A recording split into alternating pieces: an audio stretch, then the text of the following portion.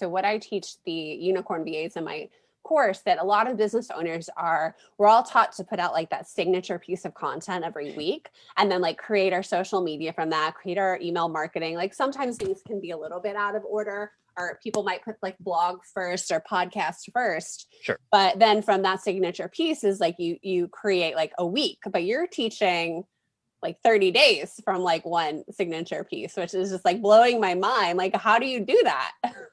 Yeah, I mean, we can certainly dive into it. And I think for anybody who's interested, they can go to muchmore.media/turn1video, and you will see exactly how you do it, exactly how we've been doing it for ages. Well, where do I get like this messaging, right? Like, what can I talk about? I have maybe one or two ideas of the things that I always talk about in my business, but I can't talk about that forever, right? What are the things that I can talk about? And I said, well, one of the great places to go, first of all, is ask your audience. But I guarantee you, if you sat here and thought for 5 seconds about your business, if you've been doing it for any length of time, I guarantee you there's probably 10, maybe 15 frequently asked questions that your audience has about what it is that you do, right? The value you provide, the service that you provide, who's behind it, where it comes from, right? So one of those FAQs, you could probably, if you were sitting at a bar or somebody asked you that question, no doubt probably talk about 8-10 minutes about that question, right? Give the details there, go deeper into it, give some insight, give some background, give some context. You can answer that question in a really solid way because this is your wheelhouse. It's your area of expertise. That question is on the minds of many people who need your services, right? Many people who are interested in what it is that you do, who don't even know that they can ask that question yet, right? Or who are maybe looking at a different question along the similar lines, but that question will come up if you create content around it in the places that they're looking: YouTube, Google, blog posts, podcasts, etc. They'll find it because you've created content that makes sense there. So now you've got that one FAQ question out of a number, right? A dozen easily that you could come up with. And that, once you have that, that's a really solid, meaty piece of content. It's not something that is topical, right? That's no longer going to be interesting or valuable 3 weeks from now. It's something that makes sense for your business. It's going to be true today. It's going to be true 2 years from now, right? Because it's core and fundamental to your business. And it's something that you can deliver a lot of information about in a really condensed way.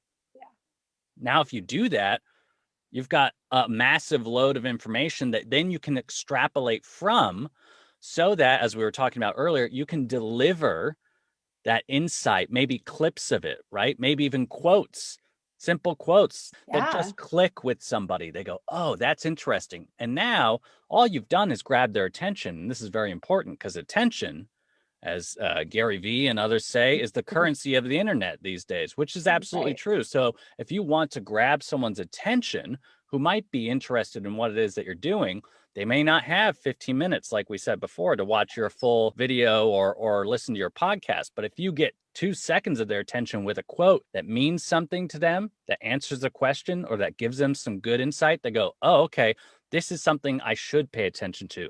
This is someone's account I will follow. Then they'll see the next thing, which is maybe your 30-second video. Then they'll be like, great, where do I, and you can even guide them on. Hey, read the full blog post here. Hey, watch the full video here.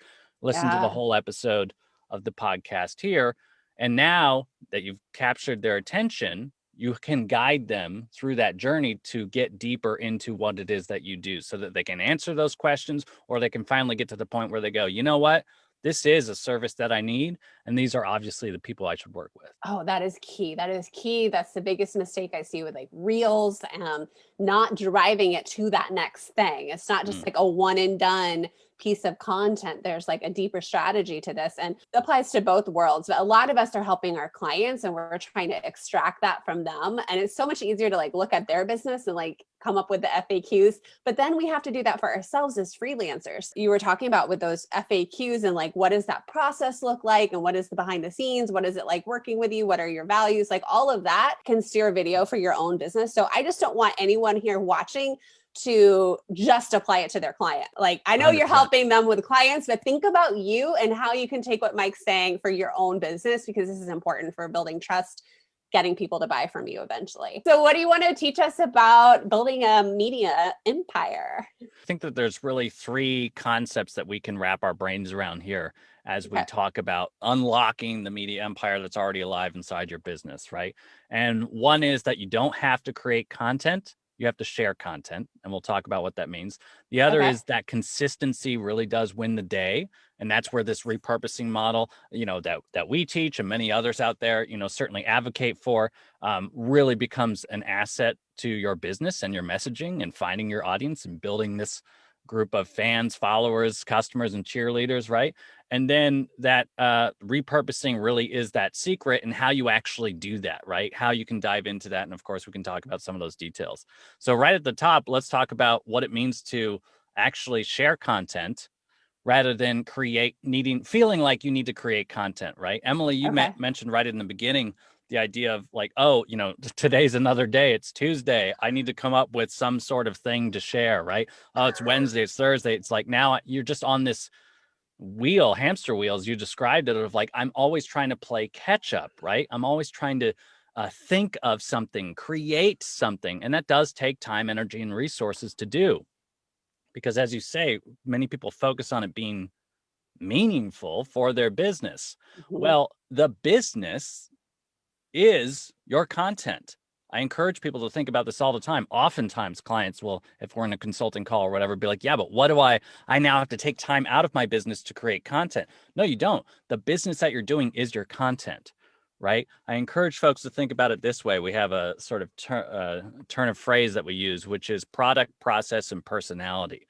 Within your everyday business, these are all parts of your business that you can share. The product is your product or service, right? What is it that you actually do? In fact, us being on a call, maybe before we end today, I'll take a quick picture of this. Hey, having a chat with, Emily over here in the group. So excited about it. You can hear about it later on the podcast when that becomes available or something. I'm already doing this, right? This is part of my business daily life. I can share that. That becomes a piece of content. And there's no reason why I can't attach some sort of message to that matters to my audience or matters to my bottom line. Maybe check out more about what we talked about here or drive them their interest and attention towards something else. But if you've got a product or service, you doing that product or service throughout the day is something that you can share, right?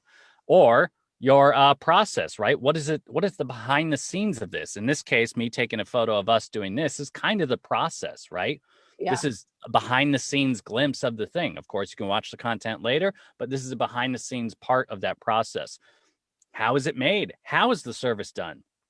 How do you do the booking for it? What is the follow-up, right? You can talk about those things. You can just write about it. You can make a video about it, right? You can share a picture about it. There are many different ways to explore, right, that part of your business, the process side, the behind the scenes, the actual in the mix of how things get done. I think that people are really interested in that. And there's something unique in that conversation, which is the trust building factor. They really do get to see, how the sausage is made. And if you're willing to share that, not only share the good side of that, but also the times when you're like, hey, we tried something and it didn't work.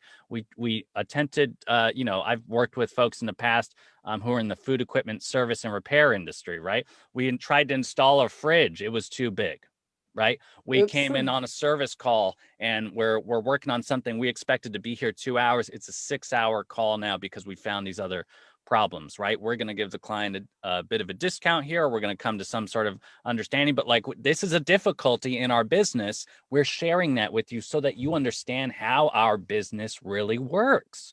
And that really does build some trust between you and anybody else who's looking to potentially work with you in the future.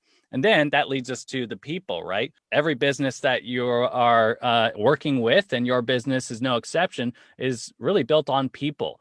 And I think there's a wonderful opportunity when I say personality to share the people. In this case, you're talking to me and I'm the people behind this business, me and my wife. But in this case, in this context, I'm the personality that you get to talk to, and people get to sort of know and like you, and they get to hear how you communicate about things and listen to it and maybe hear your background. And now they can start to relate to you, and they can relate to the other people that work in your business. If you've got a staff or another team, you can introduce those people. Maybe they're really good about speaking about certain things. Maybe it's customer service. Maybe it's life before, the transition that this business or service offers, right? Maybe they're really good at, they have a great story there. I mean, there's no reason why you can't share any or all of that. And then, of course, you've got customers, you've got folks who have worked with you in the past, you've got that whole world of testimonials and reviews that you actually get to share as well. But the most important part about that is the personality side, right? Is the person who's Yeah. actually doing that communication, because that opens up the opportunity for a prospective client, a prospective customer, to see themselves in that Yes. personality, right? To connect with that personality, to go, I like this person, or I see myself in this person, or this person gets me, or it seems like I am part of this community, right? That's very important, because now they understand that there is space for them to come in, right? Yeah. And you have their attention, you've built their know, like, and trust through that. So I think that those are Yeah. 3 great things: product, process, and personality, to use to find the content in your everyday business life.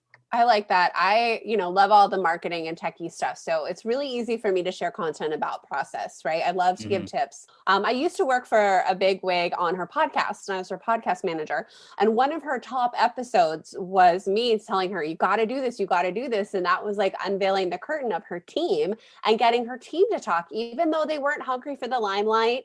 It made her more human, right? It gave like insight to how things are actually done. And there's a lot of trust building that happens that way. That was her most popular downloaded episode, is when she kind of went off script occasionally with those things instead of like her normal, like preachy podcast.